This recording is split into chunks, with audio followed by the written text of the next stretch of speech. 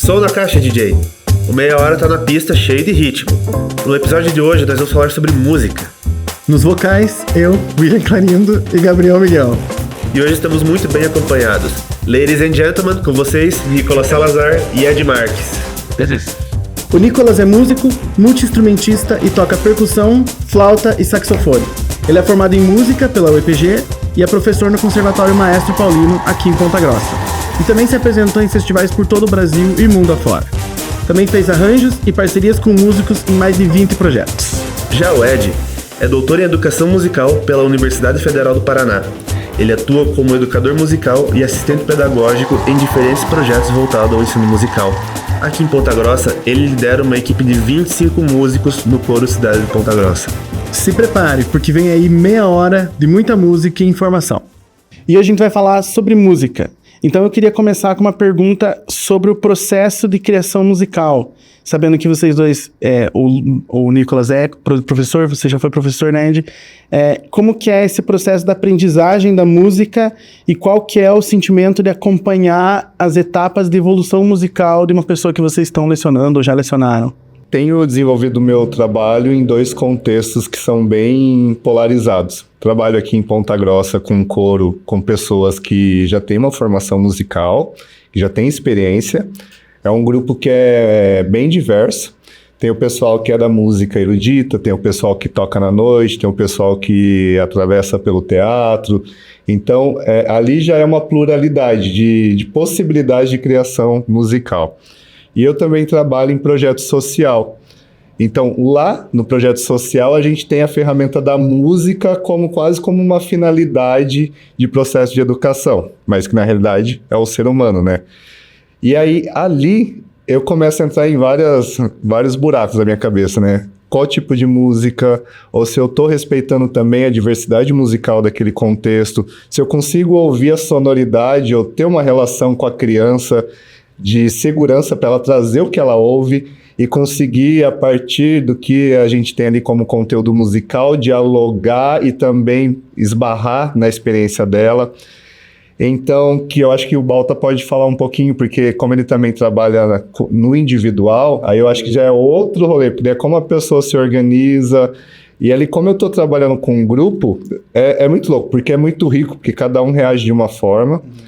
E aí ficar atento a isso como material de criação, que daí é o som, é o corpo, é o sujeito pelo espaço, se torna uma ferramenta muito massa, porque daí você está em tempo real com a criança e com o adulto, a coisa já não está pronta, ou seja, você já não tem assim, eu preciso chegar aqui. A gente parte de um repertório e vai lapidando. Por exemplo, a gente tem a partitura, que está lá explicando tanto tempo, dura tanto tempo, aqui cresce.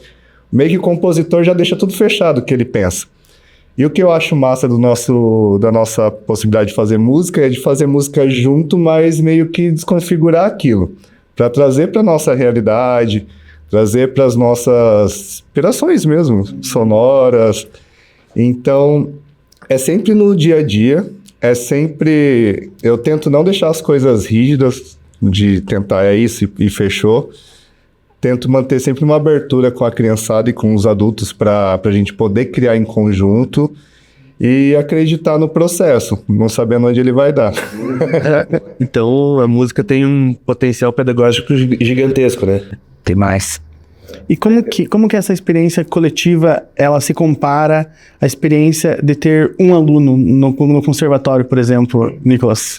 Eu compartilho bastante das ideias do Ed, assim, do fazer musical, e tanto acho que pela minha formação, coisas que eu estudei na licenciatura também, como eu vejo a música, assim, compartilho bastante da ideia do Ed, assim, de você olhar onde o aluno pisa, o que ele pensa, o que ele traz, embora o curso tenha uma ementa, né, meu curso é voltado para a música popular brasileira, então a gente, na música popular, como a gente fala, assim, a gente tem essa possibilidade de subverter, de montar arranjo, de não fazer aquela coisa fechadinha como na música de concerto, que o compositor bota ali que você tem que fazer exatamente aquilo e tal. A gente não tem aquela rigidez. De certa maneira pode até rolar uma rigidez, assim, né? Dependendo do repertório, coisa que tem que soar, mas a gente faz a nossa rigidez. A gente propõe a nossa rigidez, assim, a gente deixa leve, a gente deixa... Varia muito, assim, né? Então eu gosto disso, trabalhar individual, assim, e cada aluno é uma experiência diferente, né? Cada um tem um repertório, cada um tem uma vivência, cada um tem um interesse, mas tudo dentro daquele universo ali, né? Que a gente trabalha, no meu caso, que é a música popular brasileira, né? Então, é um trabalho da hora, gosto demais. E, Nicolas, nesse processo que agora você comentou do processo de aprendizado e da questão pedagógica relacionada à música, você, além de músico, né, você já é uma figura bem conhecida no cenário cultural aqui de Ponta Grossa, você tem prestado, digamos assim, uma assessoria para algumas bandas que estão iniciando ou iniciaram há pouco tempo, né, como foi o caso da Ruvaranas, né? Ah, sim. Que é uma banda local que tomou uma proporção nacional. Que eu li lá no que a gente conversou, né? Não é bem uma assessoria, né? Tipo, ali é uma parceria mesmo, né? Porque o Eric, que é batera da banda, ele é o produtor da banda, né? Então ele faz os corres de agenda, ensaio, gravação, disco, né? Publicação, fala com assessoria de imprensa, tudo, né? Então, o meu lance com eles, assim, é mais parceria. Tanto que a gente tem uma banda junto, que é só de improviso, né? Que é o Baraunes. E... Enfim, eu ajudo eles do que eu posso, assim, porque eu vejo muito potencial na pesada, assim, eles mandam muito bem, onde eles tocam, assim, fora daqui, a galera passa mal, assim, admira, e, assim, sempre quando eu posso, eu levo eles pra viajar, né, tipo, tem um show lá em Curitiba, em Florianópolis, não sei o que lá, eu vou de motora, tá ligado? Daí dou uma canja com eles, me divirto, assim, faço foto, né, a gente fez fotos agora pro álbum novo deles, que vai ser em vinil, tudo vai ficar bem bonito. Ele é multi-performance, né? Justamente isso. Então, assim, é mais uma parceria do que uma assessoria, né? E como é que é esse processo de acompanhar a trajetória de um grupo que está se iniciando, né? Porque vocês, enquanto músicos, também tiveram um início com todas as etapas do processo de aprendizado. E como é que é poder observar um outro grupo passando por isso também? Por exemplo, quando eu comecei a tocar, que eu toco na noite faz...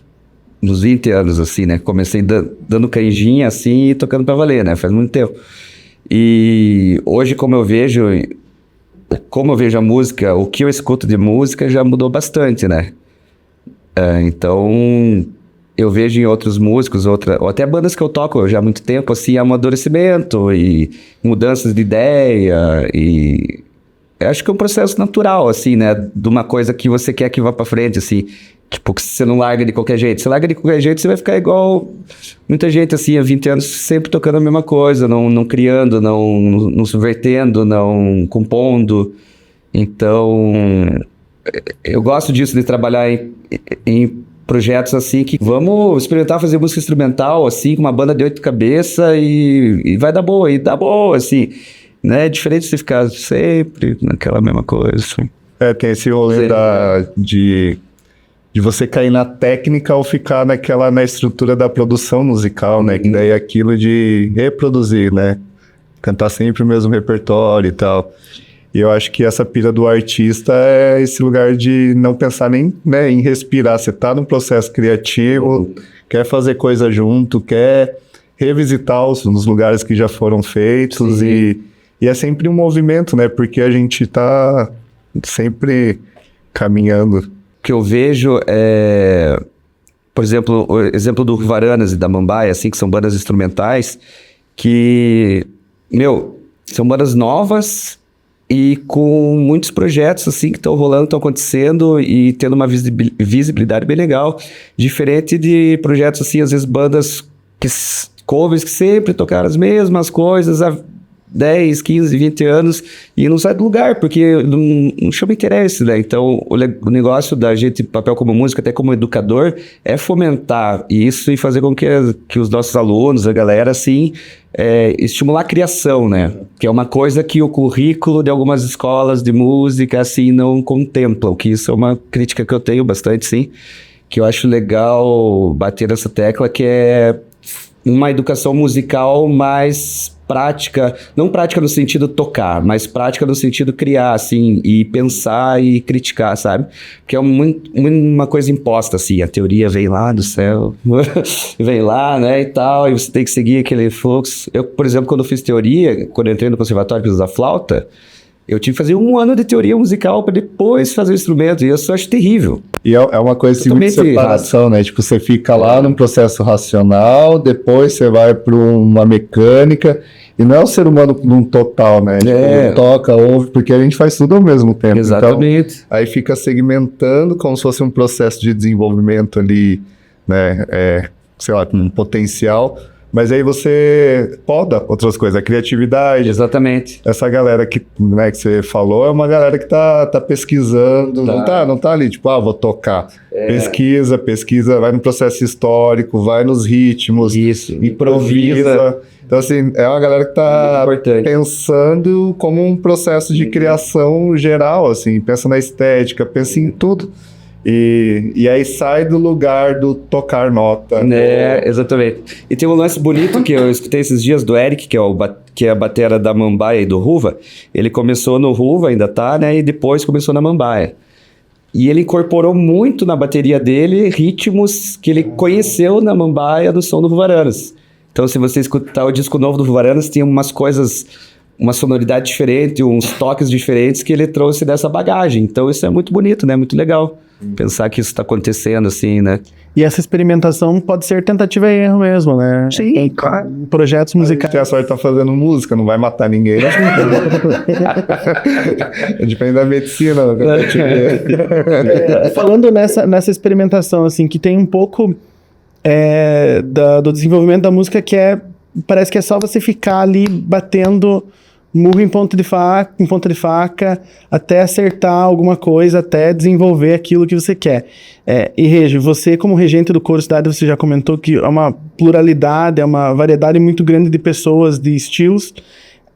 Como que supera esse mito de talento nato?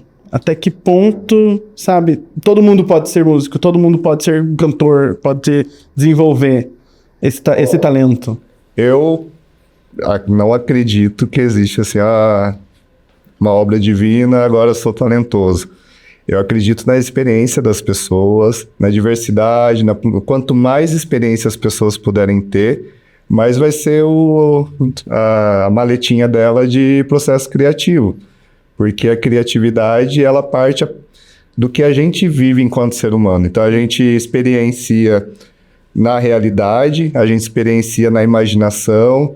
Então, tudo isso faz parte. Então, a gente tem um processo histórico que é, né, onde você nasce com seus familiares. Tudo isso já vem. E aí, quando você tem isso como experiência e criatividade, tudo isso faz parte do processo de desenvolvimento musical. Então, a gente é muito musical. Né? Então, por exemplo, eu que estou dentro de um contexto que é canto coral, que muitas das vezes, né, tem uma ligação super direta com a Europa, canto coral é isso, não é aquilo. Quando eu caio num projeto social para trabalhar com a criançada, eu tenho que tomar muito cuidado para não normalizar coisas que tem muita questão social ali e que é colocado como uma prática musical. Por exemplo, para se cantar bem tem que sentar na ponta da cadeira, sei lá, trabalhar o diafragma e ficar em silêncio, ouvir o que o professor está cantando, memorizar e reproduzir. Quando eu estou trabalhando com um monte de criança que tem um contexto que é muito desregulado, que às vezes para ela é difícil sentar na cadeira, eu já estou tratando ela como não musical se eu for nesse contexto. Então, aonde que está a musicalidade daquela criança que tem um movimento muito massa e muito expansivo? Então, a musicalidade está na gente, a gente tem uma cultura e um processo histórico que atravessa a gente em tudo quanto é lado. A gente é muito diverso. Então, eu parto disso para ver a musicalidade no coro. Então, por exemplo, lá no coro, é uma galera muito diversa. Tem o pessoal que tem um som mais erudito, tem o pessoal que tem um som mais popular, que se eu for sobrepor essas duas sonoridades diferentes uma na outra, dá a impressão que está desafinado, porque um som é mais aberto, outro é mais fechado. Então, como que eu dou uma lapidada nisso, mantenho a individualidade deles, sem deixar homogeneizado, todo mundo com a mesma cara, e incentivo todo mundo no mesmo objetivo. que se eu for sobrepor essas duas sonoridades diferentes uma na outra, dá a impressão que está desafinado, porque um som é mais aberto, outro é mais fechado. Então, como que eu dou uma lapidada nisso, mantenho a individualidade deles, sem deixar homogeneizado, todo mundo com a mesma cara, e incentivo todo mundo no mesmo objetivo. Então, não sei se eu te respondi. Respondeu. Eu só queria saber como que você faz isso, então. Como que você consegue harmonizar e conseguir equilibrar tudo isso? Eu tento primeiro construir um espaço de muita segurança para eles falarem o que eles pensam, para eu também falar o que eu penso. Então, inclusive na minha terapia, os espaços onde eu trabalho é o espaço onde eu mais faço a terapia, no sentido assim de eu sentir muita abertura para parecer que eu estou fazendo terapia, sabe? Porque é um espaço de muita segurança, a gente troca muito. Então, ali eu consigo ver movimento ou som, ouvir algum som que, sei lá, às vezes a pessoa poderia ficar meio sem graça de fazer em outro contexto, mas ali ela sabe que pode fazer. Isso já é um material que a gente pega num processo para criar. Então, assim, tem uma música que a gente vai fazer um repertório determinado. Teoricamente, já se tem uma concepção daquela música. Então, como é que a gente pega aquela música, faz a leitura e depois começa a dar uma deslocada? Aí tem um que já quer fazer o solo. Não, então vem, faça o solo. Aí tem outro que gosta de improvisar. Então, como é um espaço que a gente tá buscando também dar liberdade para eles poderem se expressar, aí eu tenho que segurar essa bronca também, tenho que deixar eles se expressar. Tem que colocar... E como que é esse processo de tentar fazer as pessoas se soltar para cantar, se soltar para tocar? Vocês dois como educadores, que você que participa nesses projetos sociais, no coro, Balta, que dá aula no conservatório. Porque você comentou aqui que cada indivíduo tem um processo diferente para se desenvolver musicalmente, né? E isso que o William perguntou agora, até a perda do medo, a coragem que tem que tomar, cada um tem a sua própria forma. Eu tento fazer muito trabalho de movimento corporal. Com a criançada a gente faz muito jogo. Então, assim, cada grupo eu organizo de uma forma. Quando a criança consegue lidar no espaço, aí é o corpo dela pelo espaço, e aí eu vou sacando quem tem mais energia, quem tem, sei lá, faz menos movimento, e aí busco estimular para que todos eles passem por todas as qualidades de movimento, assim, né? Ou caminha rápido, caminha lento. E aí, no meio disso tudo, quando vira jogo, a pessoa já tirou aquele filtro, assim, do tipo, sério, o que eles estão achando? Quando é jogo, aí a galera se joga. E aí, quando eles estão no jogo, aí é só organizar aquilo que já tá vindo. Porque daí já tá na experiência, já estão no conjunto. E aí isso que é massa, porque daí a gente não tá fazendo um repertório de reprodução. A gente tá pegando um repertório que já existe, começa a virar um processo criativo, ou seja, já tem coisa que daí é daquele grupo, que é só daquele grupo, que não é de mais ninguém, que surgiu ali. E isso vira uma coisa que é nova, que é daquele grupo. E aí, quando você vai para o público, você está levando uma coisa que o público às vezes já conhece, mas com uma cara que é daquele grupo. E aí isso vai virando a roda, né? Quando você materializa algo novo, que a pessoa experiencia, aí vai para o processo da experiência da pessoa, da imaginação, da fantasia, e aí você vai tendo esse movimento contínuo de fazer arte no cotidiano, no dia a dia, e não no lugar da reprodução que o Balto estava falando, tipo, pegar lá e tocar sempre da mesma forma. Parte do princípio de que a pessoa está acompanhada de uma educação, de um professor, né? Mas vamos supor, eu sou músico, eu tenho minhas músicas e meu violão, e eu decido ser famoso e pego meu celular e simplesmente começo a soltar vídeos no YouTube. Mas eu queria saber do Nicolas, mas também o Ed, fique à vontade para responder, qual que são as potencialidades e os limites para essas plataformas de veiculação de música, e elas podem substituir o trabalho de uma gravadora, de uma produtora para lançar um músico? Você falou de alguém pegar e... Eu acho que não tem limite, a pessoa tem que pegar e fazer mesmo, meter a cara de pau e fazer. Se der, deu, se não der, não deu. Mas assim, daí dependendo se a parada engrenada, certo, vai precisar de uma produção melhor, precisar de vender um show melhor, alguém que faça isso, alguém que faça tal coisa. Mas eu acho que todo mundo que tem vontade de compor, vontade de coisa, tem que ir jogando as coisas do mundo, né? Tanta gente que guarda as coisas na gaveta e não põe pra frente, né, e tal. Às vezes por um medo, né, um medo de crítica, ou achar que não tá bom. E se achar que não tá bom, tem que procurar uma Consultoria. Uma consultoria aí com o Ed, para esse couro. Né? Acho que é por aí, assim. Acho que não tem. E vocês restrição, né? Vocês já foram procurados para fazer esse trabalho de consultoria de algum músico que chegou, poxa, Nicolas, Ed, ou não? Não, assim, no máximo, assim, pra gravar uma coisa, fazer um arranjo, ou fazer aula mesmo, né? É mais assim. Não, assim, alguém que já tá no rolê e quer dar uma melhorada, assim, daí já...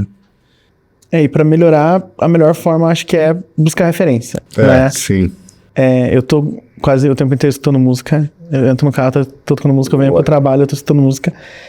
Eu queria saber quais que são as referências, assim, que vocês têm como as mais fundamentais pra vocês, assim, quais que vocês não param de voltar pra elas, assim, pra fazer parte do processo musical de vocês.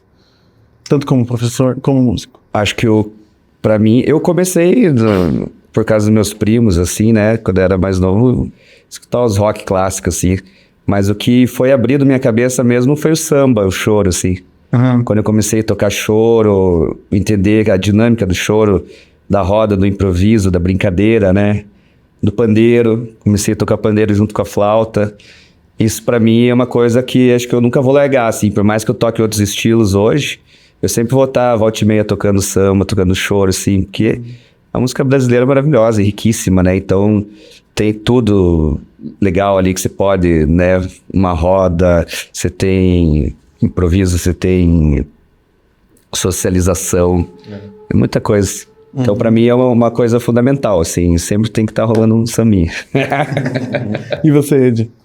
Eu sou meio deslocado pra esse rolê, porque eu não tenho, assim, uma referência, mas eu sou igual o Balta, assim, eu acho que a nossa música... coisa também, nossa, minha cabeça... Eu acho que a nossa música brasileira, ainda mais quando, né, tem a ideia do texto, assim, é dito de uma forma tão falado que é tão distinto, assim, dos outros lugares que eu fico pirando, né? E aí, por exemplo, no meu caso, trabalho com um coro, que daí são, sei lá, 20 pessoas cantando a mesma coisa, como que eu faço aquela sutileza de mudar de um som para o outro, meio que falado aqui, mais cantado? Então eu curto ficar ouvindo... essas diferenças, né? Tipo, a Gal cantando, daí você fala, meu, ela fala, mas muda de uma vogal para outra, assim, é tão sutil, é tão flutuante, mas tão preciso. Maravilhoso. E é muito lindo. Então, assim, aí eu entro nos buracos, daí fico uma semana ouvindo Gal, depois eu gosto de ouvir uma rádio chinesa, que é uma pira, chama Shirley, eu acho que não é chinesa, mas tá lá na China, Shirley Espinosa, que daí eu acho que são os programadores que pegam ruído e transforma em música. E aí esses dias eu tava voltando de Ponta Grossa pra Curitiba, e aí era um cachorro latino. E eu na estrada, ele. E aí eu viajei, tipo, porque daí eu me desconectei do latido. A hora que eu voltei pra música, o cachorro tinha se transformado num cara e tava falando, Arnold! Então, assim, mas essa sutileza de mudar de um som, eu gosto dessas piras. Sensacional.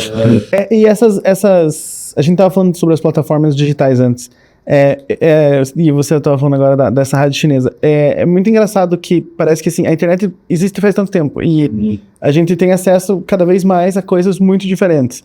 Mas ao mesmo tempo, eu sinto que as pessoas que estão na internet têm acesso a coisas que elas não sabiam que elas gostariam, porque alguém colocou na frente delas na internet. Música que é uma música dos anos 80... sei lá, uma batida latina dos anos 80 que daí é remixada por alguém nos anos 2000 e daí agora virou trend no TikTok, sabe? Como é que vocês sentem essa divulgação da música, assim, como que foi espalhado dessa forma, assim? Que vocês acham que gênero ainda tem um lugar falar, tipo assim, esse é o gênero dessa música, assim?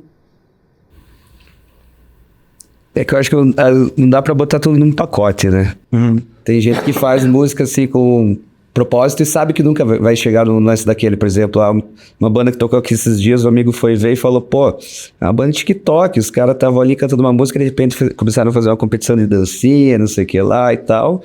E é outro fazer musical, outro show, outro espetáculo, outra coisa, diferente de você fazer um show instrumental. Não que seja melhor, não tô falando que é melhor ou pior, tô falando que é diferente. É diferente. Então, e tem público pra isso, tem público pra aquilo, assim, sabe? E esse lance do TikTok, dos algoritmos, não sei o que lá...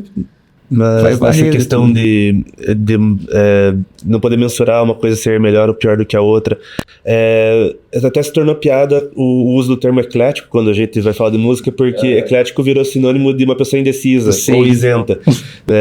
Eu sou eclético. Não, você não é. Mas eu queria saber de vocês, vocês têm algum preconceito dentro da música que vocês acham que ainda precisa ser vencido? Ou vocês acham, não, eu simplesmente não gosto disso, não vou tocar esse vespeiro?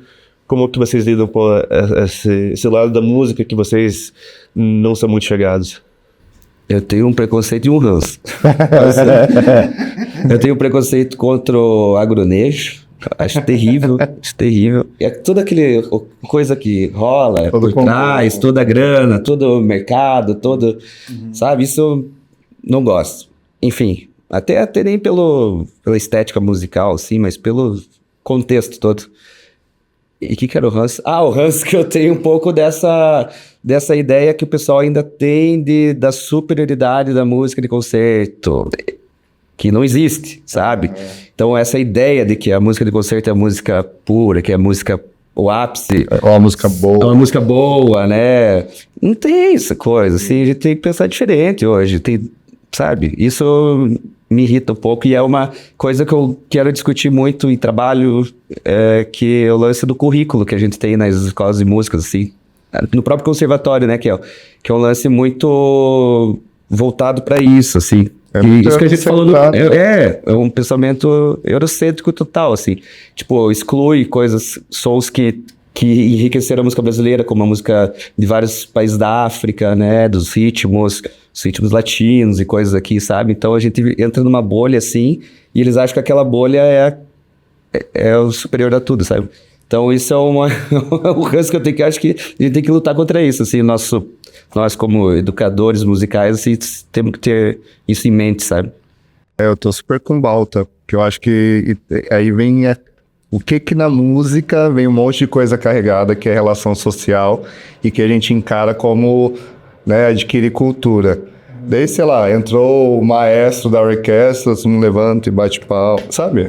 Essas formalidades que já estão implícitas e que a gente vai num rolê e tem que entrar ali nas formalidades e estar junto. Então, até nas relações, né, pessoais, assim, né, enquanto regente, às vezes as coisas são tão dificultadas porque parece que daí é melhor, é maior, é uma música boa.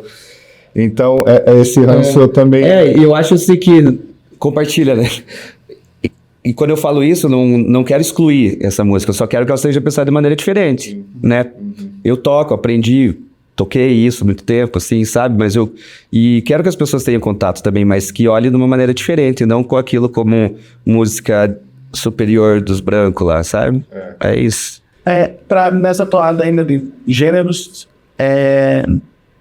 vou pedir uma recomendação para vocês, pra gente finalizar. Uma recomendação de uma música para as pessoas que estão assistindo o programa, o que elas podem sair daqui e escutar agora.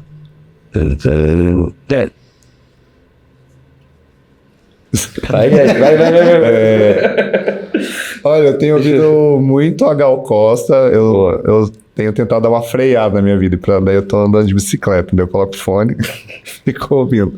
E eu tenho ouvido muito, que eu acho que é do Djavan, Nuvem Negra. Nossa, maravilhosa música. Então, ouça Gal Costa cantando Nuvem Negra. É muito lindo. É isso aí, então. Balta. Posso indicar o disco? Pode, claro. Fique à vontade. Tem um grupo... Tem um grupo que eu gosto muito, que volta e meia eu volto pra ele, que chama Wakiti. É o AKTI, que se escreve, né? Um grupo mineiro que já acabou, mas tiveram 30 anos, tocaram no mundo inteiro. E eles têm um disco de parceria com o Felipe Glass, que é um pianista lá, que chama Águas da Amazônia. Então é um disco lindo pra você fechar o olho e ouvir ele começar ao fim, assim. Recomendações da Amazônia. Recomendações muito boas. Muito legal, pessoal. Maravilha. Muita informação que a gente está aprendendo sobre música aqui com o Ed e com o Nicolas, é muito referencial, que espero que também a nossa audiência possa se aprofundar e pesquisar e enriquecer um pouco mais o conhecimento de música com que vocês trouxeram hoje. Mas a gente já vai encerrando meia hora aqui, mas só na TV. Porque se você está nos acompanhando pelo YouTube ou no Spotify da UEPG, vai ter mais um chorinho de informações musicais por aqui. Nossos convidados, como já falaram anteriormente, eles têm uma passagem por diferentes estilos musicais, né? Mas para quem conhece um pouco da trajetória de vocês, sabe que vocês investem muito na questão das brasilidades, né? O Nicolas, como falou, iniciou sua carreira musical com o samba, né? Mas passa pelo jazz. E o Ed, no trabalho que você desenvolve pelo coro, tenta resgatar muito essa questão dos diferentes estilos regionais do Brasil, né?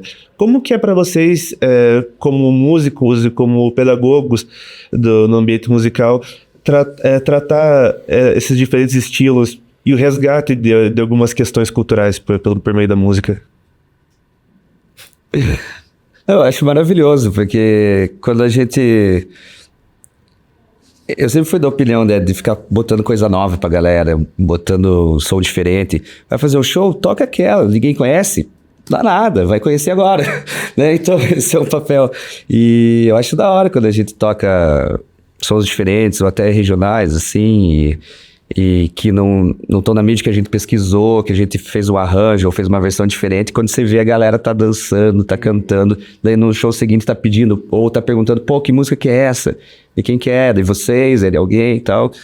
Então eu acho isso maravilhoso, assim, e acho que isso tem que ser feito sempre, sabe? E você acha que isso ajuda a criar um público fiel, assim? Total. Cria. A gente tinha uma banda antigamente que era parecida com a Mambaia, uma banda de 8 pessoas, assim. Era quase toda a Mambaia. Só que era uma banda cover. Aí a gente tocava assim, nem falava o nome das músicas, fazia o show inteiro, ninguém... Tinha quem sabia, tinha gente que sabia que não era nosso, tinha gente que achava que era nossa, mas a gente nem falava, a gente só tocava, sabe? E às vezes o show que a gente foi cansando de falar assim, ó, essa música é tal coisa, a gente foi emendando e tal. Daí, diz que um dia um camarada... Tinha alguém escutando o nosso repertório em casa, assim, que deve ter pego no YouTube, alguma coisa assim, a gente mandou. Daí essa pessoa chegou, pô, você tem o CD da Lama, da galera e tal, né? Mas eram as músicas que a gente usava pra nós tirar, sabe? Então você vai criando um público assim que, pô, tem show, cara, a galera vai atrás, a galera espera, a galera pede, né? Então eu acho que isso cria um público com certeza, assim. Você botar coisa diferente na... Eu acho que isso que o William comentou talvez seja a principal preocupação de um músico que está iniciando, né? Pensar, e se o que eu tô fazendo vai atrair público, vai chamar a plateia? Ou aquela coisa, precisa agradar a galera, putz, aqui eu tenho que tocar isso. Tem nada. Ou às vezes toca uma ali outra, mas não se prenda nisso, sabe? Eu acho triste, assim, ficar preso naquilo, assim, sabe? Pô, todo lugar, pô, nossa, tem que tocar aquela. Foi, né? Sabe, sempre. Acho que...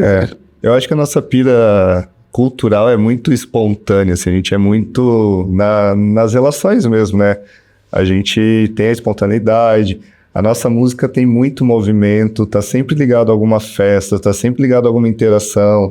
Então, sai um pouco daquela concepção de música, de concerto, né, que tá lá fechado. E que a gente também tem isso, mas, assim, a nossa relação popular de produção musical vem por essa relação de sociedade, de trabalho, de liberdade, querer buscar uma liberdade onde a sociedade às vezes não proporciona. Então, na música tem muito isso, né? Você pode pegar qualquer manifestação cultural, tem muito movimento, tem muito jogo, tem muita troca, o sujeito pelo espaço ali pulando, tem muita espontaneidade, e aí eu me pego muito nessa coisa da espontaneidade. Então, por exemplo, com os grupos, né, coro, que às vezes cai num lugar formal, dentro de um teatro. As pessoas lá com seu leque para assistir. Então, aí, como é que você traz a espontaneidade e buscar uma espontaneidade do grupo em tempo real? Então, por exemplo, lá, por vezes a gente tem uma partitura e a figura lá, a nota dura 2 tempos. E aí eu trabalho com coro que pode durar 2 tempos, pode durar menos, porque não é para ficar na reprodução de, essa nota fica Porque eu não sei se no dia eu vou estar ansioso, se vai acontecer algum problema, se lá tem o som reverbera muito. Então, trabalhar com um grupo para eles estarem na espontaneidade também é um processo de construção com eles. E aí eles ficam seguros, eles ficam soltos. Então eu falo para eles assim, ó, sejam espontâneos, chega na galera, quebra essa coisa do palco, né, que daí estão lá no palco, tem a plateia. Não, vai para cima, no bom sentido, assim, né, com respeito, mas de euforia. E eu acho que isso é muito nosso, de ter a liberdade para criar. Uhum.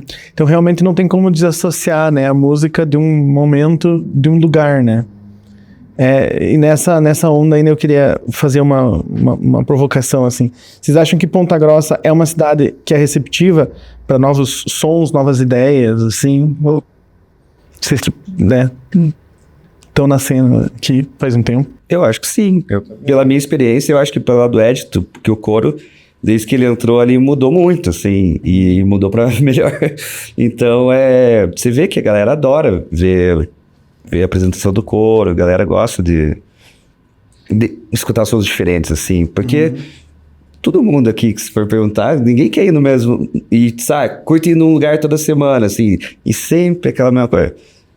Todo mundo quer uma coisa diferente, né? Eu acho a cidade muito musical, tem muita coisa acontecendo, tem muita gente criando coisa, questionando as coisas, tem muita banda massa, a galera é muito aberta, eu vejo muita, assim, do pouco que eu transito, assim, eu vejo muita energia. E eu acho isso muito lindo, é uma galera muito disponível para estar junta, para criar, uma cara boa, assim, sabe? É importante destacar que em Ponta Grossa nós temos o Festival Universitário da Canção, né, realizado pelo IPG, e que já revelou muitos talentos para a cidade, né? Com certeza. Sim. O folk é maravilhoso. Já toquei algumas vezes, mas faz anos que eu não toco. Mas eu sempre tô lá assistindo. Eu gosto de ver. O que você falou mais cedo de formação de plateia, você se formou plateia também, né? Sim, com certeza. Sempre quando eu estava estudando, sempre que eu podia assistir, eu ia, né? Tanto aqui como outros lugares, cidades, né? Acho que a gente sempre tem que estar de ouvido aberto. Você acaba de escutar o Meia Hora, o programa de entrevistas produzido pela Coordenadoria de Comunicação da UEPG, em parceria com a TV Educativa. Nós estamos todos os sábados, às 7h30, aqui no canal 14.1 da TV Aberta. Eu sou Gabriel Miguel e estive na companhia de William Clarindo. Na direção temos Jéssica Natal e na técnica temos Amanda Greal, Domitila Gonzalez e Fábio Ansolim. Até a próxima!